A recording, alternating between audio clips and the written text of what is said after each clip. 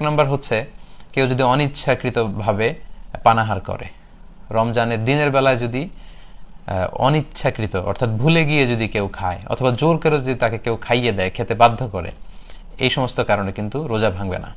Let's say আপনি হঠাৎ করে দিনের বেলা এক গ্লাস পানি খেয়ে ফেললেন, খাওয়ার পরে মনে হলো যে আমি তো রোজা, এরকম অনেক সময় হয়, কিন্তু ওযু করতে যেয়ে অনেকে পানি খেয়ে ফেলেন, পরে মনে হয় রোজা, তো এতে আপনার রোজা ভাঙবে না। অথবা আপনি যদি পেট ভর্তি ভাতও খেয়ে ফেলেন, পুরো এক প্লেট ভাতও খেয়ে ফেলেন, খাওয়ার পর যদি মনে হয় ইস আমি তো, এটা তো রমাদান, আমি তো রোজা, তো এই যে ভুল করে আপনি খেয়ে ফেললেন, পান করলেন, এতে কিন্তু আপনার রোজা ভাঙবে না। এর দলিল হচ্ছে সহিহ বুখারীর হাদিস, আল্লাহ রাসূল সাল্লাল্লাহু আলাইহি ওয়াসাল্লাম ইরশাদ করছেন, মান নাসিয়া ওয়া হুয়া সাইম, কেউ রোজা রাখা অবস্থায় যদি ভুলে যায় যে সে রোজা রেখেছে, ফা আকালা আও শারিবা, তারপর সে যদি কিছু খেয়ে ফেলে কিংবা কিছু পান করে ফেলে, ফাল ইউথিম্মা সাওমাহু, সে যেন তার রোজাকে পরিপূর্ণ করে, কারণ রোজা ভাঙেনি, তো ভুল করে খেয়েছে। ফা ইন্নামা আতআমাহুল্লাহু ওয়া সাকাহু, কারণ আল্লাহই তাকে খাইয়েছে, আল্লাহই তাকে পান করিয়েছে।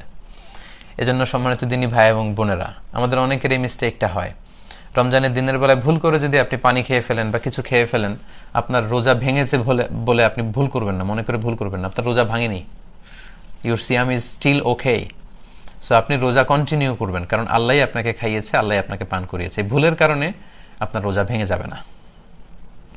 আরেকটি হাদিসের দলিল, যে হাদিসটি সহিহ ইবনে হিব্বানে এসেছে, মুস্তাদরাকে হাকিমে এসেছে, আল্লাহর হাবিব সাল্লাল্লাহু আলাইহি ওয়াসাল্লাম বলছেন, মান আফতারা ফি শাহরি রমাদানা নাসিয়ান, কেউ যদি রমজান মাসে দিনের বেলা ভুল করে কিছু খেয়ে ফেলে, ফালা কাদা আলাই ওয়ালা কাফারা, তাহলে তার কাজাও করা লাগবে না, কাফারাও দেয়া লাগবে না, কারণ তার রোজাই তো ভাঙেনি। তাই ভুল করে খেলে, পান করলে রোজা ভাঙে না। এ হচ্ছে যারা বিবাহিত, দিনের বেলা যদি বিবাহিত কেউ ভালোবাসার আতিশায্যে তার স্ত্রীকে জড়িয়ে ধরে কিংবা কিস করে, এই কিসিং এর কারণে এবং হাগিং এর কারণে, ভালোবাসা প্রকাশ করার কারণে, এগুলোতে রোজা ভাঙে না। কিন্তু আমরা সাজেস্ট করব যে এই জাতীয় কাজে যাতে আমরা দিনের বেলা জড়িয়ে না পড়ি, কারণ আপনি যদি আপনার বিবাহিত স্ত্রীকে জড়িয়ে ধরেন বা কিস করেন, এতে হয়তো আপনি সেক্সুয়ালি আরো এক্সাইটেড হয়ে যেতে পারেন, হয়তো এক পর্যায়ে আপনি একেবারে ফাইনাল ডেস্টিনেশনে চলে গেলে আপনি হয়তো ফিজিক্যাল ইন্টিমেসিতে গেলেন বা ফিজিক্যাল ইন্টারকোর্সে গেলেন, আপনি একটা হারাম কাজ করে ফেলেন, এবং আগেই আমরা এ ব্যাপারে সতর্ক করেছি যে সেক্ষেত্রে আপনার শুধু কাজা করলেই হবে না, কাফারাও দেওয়া লাগবে, এবং এটা একটা বড় ধরনের ওয়ার্নিং এবং মহাবিপদে তখন আপনি পড়ে যাবেন। এজন্য আমরা সাজেস্ট করি যে দিনের বেলায় এই জাতীয় কাজ যেন আমরা না করি। তারপরেও কেউ যদি ভালোবাসার আতিশায্যে দিনের বেলায় আপনার স্ত্রীকে যদি আপনি জড়িয়ে ধরেন বা চুমু খান, এতে কিন্তু আপনার রোজা ইনশাআল্লাহ ভাঙবে না। এর দলিল হচ্ছে সহিহ মুসলিমের হাদিস, আম্মা জান আয়েশা রাদিয়াল্লাহু তাআলা আনহা, আল্লাহ রাসূল সাল্লাল্লাহু আলাইহি ওয়াসাল্লামের প্রিয়তমা সহধর্মিণী, তিনি নিজেই বর্ণনা করছেন যে তিনি বলছেন, কানা নাবিয়্যু সাল্লাল্লাহু আলাইহি ওয়াসাল্লাম ইউকাব্বিলু ওয়া হুয়া সাইম, আল্লাহ রাসূল সাল্লাল্লাহু আলাইহি ওয়াসাল্লাম রমাদান মাসে দিনের বেলায় আমাকে চুমু দিতেন, ওয়া ইউবাশিরু ওয়া হুয়া সাইম, এবং তিনি আমাকে জড়িয়ে ধরতেন, আগলে রাখতেন রোজা রাখা অবস্থায়। তো এটাই প্রমাণ করে যে চুমু দিলে বা স্ত্রীকে জড়িয়ে ধরলে, কিস করলে বা হাগ করলে, এতে করে কিন্তু আপনার রোজা ভাঙবে না। তবে আমরা এটাকে সাজেস্ট করি না, যেহেতু এটার কারণে আপনি সেক্সুয়ালি এক্সাইটেড হয়ে যেতে পারেন এবং আপনি বড় ধরনের কবিরা গুনাহে লিপ্ত হয়ে যেতে পারেন। তবে কারো যদি নিজের ওইরকম কন্ট্রোল থাকে, তাহলে এরকম ঘটনা যদি ঘটে যায়, তাহলে আপনার রোজা ভাঙবে না ইনশাআল্লাহ। 3 নাম্বার হচ্ছে ওয়েট ড্রিম, যেটাকে আরবিতে বলে আল ইহতিলাম, বাংলায় অর্থ দাঁড়াবে স্বপ্নদোষ।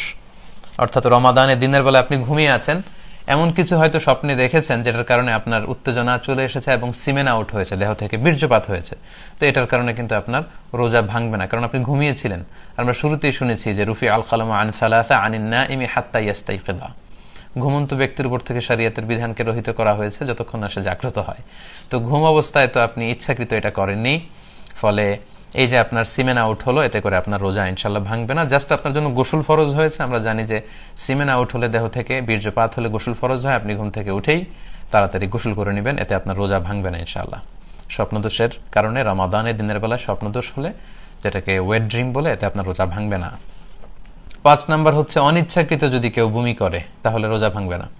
কি কি কাজ করলে রোজা ভেঙে যায়? সেক্ষেত্রে আমরা বলেছিলাম যে ইচ্ছা করে রোজা অবস্থায় যদি কেউ বমি করে, তাহলে তার রোজা ভেঙে যায়।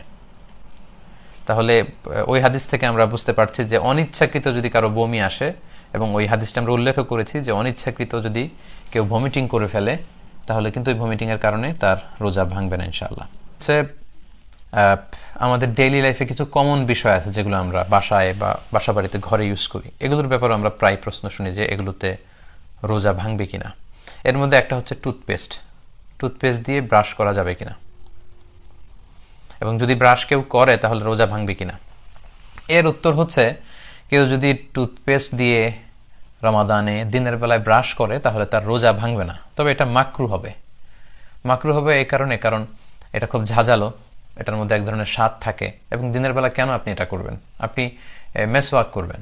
আল্লাহ রাসূল সাল্লাল্লাহু আলাইহি ওয়াসাল্লামের সুন্নাহ হচ্ছে মেসওয়াক করা, দাঁতের সুরক্ষা দেয়, দাঁতকে মজবুত করে, দাঁতকে সুন্দর রাখে, দাঁতকে পরিচ্ছন্ন রাখে।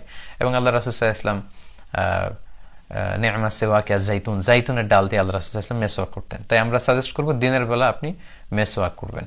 আপনি যদি ব্রাশ করতে চান তাহলে আমাদের সাজেশন হচ্ছে যে সাহারি খাওয়ার পরে, যেহেতু অনেক ফুড পার্টিকেল দাঁতের কণায় জমে থাকে, সাহারি খাওয়ার পরে ফজর শুরু হওয়ার আগে আপনি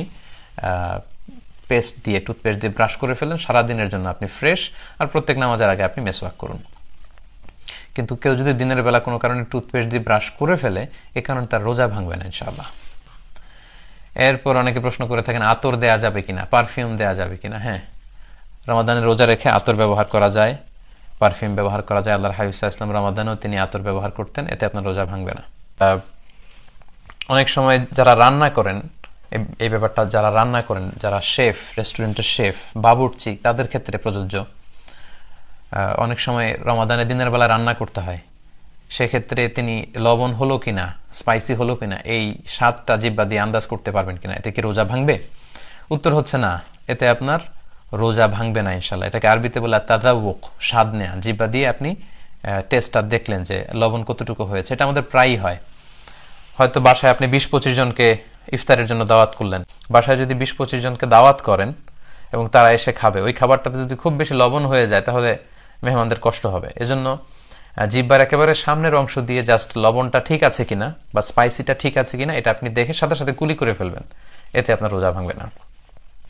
অথবা ইফতারের প্রোগ্রামে লেটসে 500 মানুষের বিরিয়ানি রান্না করা হবে, এখন এটাতে যদি লবণ বেশি হয়ে যায় তাহলে তো 500 মানুষের রোজাদারের কষ্ট হবে। এজন্য যিনি শেফ আছেন, কুক আছেন, বাবুর্চি, তিনি লবণটা দেখার জন্য জিহ্বার একেবারে সামনের অংশ দিয়ে একটু টেস্ট করতে পারবেন, দেখবেন, এবং দেখেই আন্দাজ করেই সাথে সাথে কুলি করে ফেলবেন যাতে ভিতরে কিছু চলে না যায়। এই যে আপনি ট্রাই করলেন, টেস্ট করলেন লবণটা, এই তাযাউক যেটাকে বলে আরবিতে, এই তাযাউকের কারণে কিন্তু আপনার রোজা ভাঙে না। কারণ আল্লাহ রাসূল সাল্লাল্লাহু আলাইহি ওয়াসাল্লাম তিনি রমাদানে দিনের বেলায় মেসওয়াক করতেন কাঁচা জাইতুনের ডাল দিয়ে। তো যারা জাইতুনের কাঁচা ডাল দিয়ে মেসওয়াক করেন তারা দেখবেন যে এটার মধ্যে একটা লবণাক্ত স্বাদ আছে, একটা ঝাঁজ আছে। তো এই ঝাঁজ কিন্তু মেসওয়াক করতে গেলে জিহ্বায় লাগে, এতে আমাদের রোজা ভাঙে না।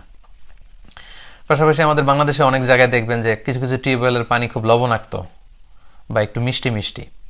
তো এই সমস্ত লবণাক্ত পানি দিয়ে কিন্তু অজু করা যায়। তো অজু করার জন্য যখন আপনি কুলি করলেন, ওই কুলি করাতে কিন্তু লবণাক্ত পানির স্বাদ আপনার জিহ্বায় লাগে, কিন্তু ওই জিহ্বায় লাগার কারণে কিন্তু আমাদের রোজা ভাঙে না। তো সে কারণেই যদি খাবারের লবণ ঠিক আছে কিনা এটা দেখার জন্য জিহ্বার সামনের অংশ দিয়ে যদি আপনি জাস্ট সিম্পলি একটু ট্রাই করেন, দেখেন, সাথে সাথে কুলি করে ফেলেন, এতে রোজা ভাঙবে না ইনশাআল্লাহ।